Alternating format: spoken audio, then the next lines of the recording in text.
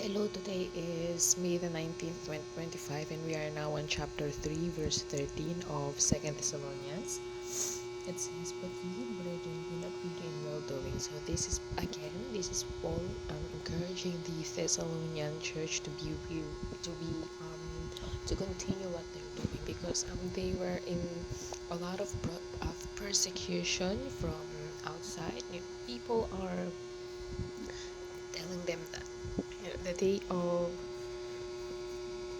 Christ is already at hand, and they were experiencing the tribulation now, the great tribulation now. So Paul wrote to them, explaining to them that that is not true. That is indeed not true. But we could see their struggle. We could see how they were persecuted. So Paul also encouraged them to continue what they're doing for the Lord, and because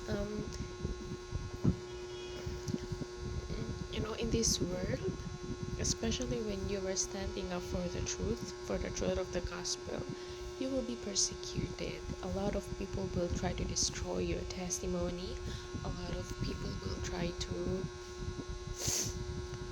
to destroy the ministry, will try to destroy the church. But what we need to do is ask God for wisdom and strength, and to continue. Just continue. Let us not be weary. Let us not falter. But let us use this opportunity to strengthen our faith in Christ more, and to continue work harder, labor harder for Him, because yes, the time is at hand already, and a lot of people still are lost. So let us make it our fuel to continue